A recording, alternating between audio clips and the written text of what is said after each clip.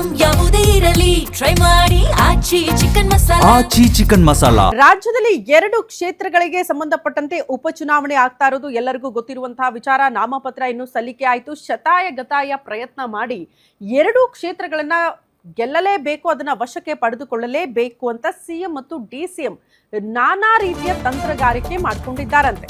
ಹಾಗಾದ್ರೆ ಏನದು? ರಾಜ್ಯದಲ್ಲಿ ಹೆಚ್ಚಾಗುತ್ತಲೇ ಇದೆ ಬೈ ಎಲೆಕ್ಷನ್ ಕಾವು ದಿನ ಕಳೆದಂತೆ. 2 ಕ್ಷೇತ್ರ ಗೆಲ್ಲಲೇಬೇಕು ಅಂತ ರಾಷ್ಟ್ರೀಯ ಪಕ್ಷಗಳು ರಣತಂತ್ರ ರೂಪಿಸ್ತಾ ಇದೆ. 2 ಪಕ್ಷಗಳಿಗೂ ಕೂಡ ಬಹಳ ಪ್ರತಿಷ್ಠೆ. ಕಾಂಗ್ರೆಸ್ನಲ್ಲಿ ಒಗ್ಗಟ್ಟು ಮೂಡಿಸೋದೇ ಸಿಎಂ ಡಿಸಿಎಂಗೆ ಅತಿ ದೊಡ್ಡ ಸವಾಲಾಗ್ಬಿಟ್ಟಿದೆ ಅಂತೆ. ಈಗಾಗಲೇ ಒಗ್ಗಟ್ಟಿನ ಮಂತ್ರವನ್ನ ರಾಜ್ಯ ಬಿಜೆಪಿ ಜಪಿಸ್ತಾ ಇದೆ. ಒಗ್ಗಟ್ಟಾಗಿ ಹೋಗ್ಬೇಕು, 2 ಕ್ಷೇತ್ರಗಳನ್ನ ಗೆಲ್ಲಬೇಕು ಅಂತ. ಅದೇ ರೀತಿಯಲ್ಲಿ ಕಾಂಗ್ರೆಸ್ನಲ್ಲೂ ಕೂಡ ಒಗ್ಗಟ್ಟು ಮೂಡಿಸೋದಕ್ಕೆ ತಂತ್ರ ರೂಪಿಸಿದ್ದಾರಂತೆ ಸಿಎಂ ಮತ್ತು ಡಿಸಿಎಂ. ಶಾಸಕರು ಸಚಿವರ ಮಧ್ಯೆ ಒಗ್ಗಟ್ಟು ಮೂಡಿಸೋದಕ್ಕೆ ಶಾಸಕಾಂಗ ಪಕ್ಷದ ಸಭೆ ಕರೆಯಲಾಗಿದೆ.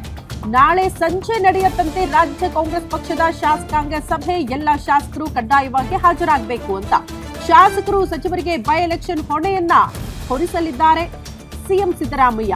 ಮುಸ್ಲಿಂ ಶಾಸಕರು ಸಚಿವರಿಗೆ ದಾವಣಗೆರೆ ಕ್ಷೇತ್ರ ಗೆಲ್ಲುವ ಹೊಣೆಯನ್ನ ನೀಡಲಿದ್ದಾರೆ. ಸಚಿವ ಜಮೀರ್ ಅಹಮದ್ ಖಾನ್, ಸಲೀಂ ಅಹಮದ್, ನಜೀರ್ ಅಹಮದ್ ಇವರೆಲ್ಲರಿಗೂ ಕೂಡ ಆ ಜವಾಬ್ದಾರಿ ಇರುತ್ತೆ. ತನ್ವೀರ್ ಸೇಠ್ ಇರಬಹುದು, ರಿಜ್ವಾನ್ ಅರ್ಷದ್, ಅಬ್ದುಲ್ ಇವರೆಲ್ಲರಿಗೂ ಕೂಡ ಆ ಜವಾಬ್ದಾರಿಯನ್ನ ನೀಡಲಿದ್ದಾರೆ. ಬಂಡಾಯ ಅಭ್ಯರ್ಥಿಯನ್ನ ಕಣದಿಂದ ಹಿಂದೆ ಸರಿಸೋದೇ ಅತಿ ದೊಡ್ಡ ಟಾಸ್ಕ್ ಅಂತೆ ಈ ನಾಯಕರುಗಳಿಗೆ. ಅದರಲ್ಲಿ ಯಶಸ್ವಿ ಆಗ್ತಾರಾ? ಇದು ಪ್ರಶ್ನೆ ಇದೆ. ಯಾಕಂದ್ರೆ ಅಲ್ಪಸಂಖ್ಯಾತರಿಗೆ ಟಿಕೆಟ್ ಸಿಗಲಿಲ್ಲ ಅನ್ನೋ ಕಾರಣಕ್ಕೆ ನಾಮಪತ್ರ ಸಲ್ಲಿಕೆ ಮಾಡಿಬಿಟ್ಟಿದ್ದಾರೆ. ನಿನ್ನೆ ಬಂಡಾಯ ಅಭ್ಯರ್ಥಿಯಾಗಿ, ಪಕ್ಷೇತರ ಅಭ್ಯರ್ಥಿಯಾಗಿ ಅವ್ರನ್ನ ಕಣದಿಂದ ಹಿಂದೆ ಸರಿಸಬೇಕು, ಇಲ್ಲಾಂದ್ರೆ ಅಲ್ಪಸಂಖ್ಯಾತ ವೋಟ್ ಬ್ಯಾಂಕ್ ಇದೆಯಲ್ಲ ಅದು ಡಿವೈಡ್ ಆಗಿ ಹೋಗುತ್ತೆ. ಇದರ ಲಾಭ ಮತ್ತೆ ಬಿಜೆಪಿಗೆ ಆಗ್ಬಾರ್ದು ಅನ್ನೋ ಕಾರಣಕ್ಕೆ ಈಗ ಒಂದು ಟಾಸ್ಕ್ ಕೊಡೋದಕ್ಕೆ ಸಿದ್ಧತೆಗಳಾಗ್ತಾ ಇದೆ. ನಾಳೆ ಸಭೆಯಲ್ಲಿ ಏನ್ ಚರ್ಚೆ ಆಗುತ್ತೆ, ಯಾವ ರೀತಿ ಟಾಸ್ಕ್ ಕೊಡ್ತಾರೆ, ಅದರಲ್ಲಿ ಸಚಿವರು ಯಾವ ರೀತಿ ಯಶಸ್ವಿ ಆಗ್ತಾರೆ ಅನ್ನೋದನ್ನ ಕಾದ್ ನೋಡ್ಬೇಕು.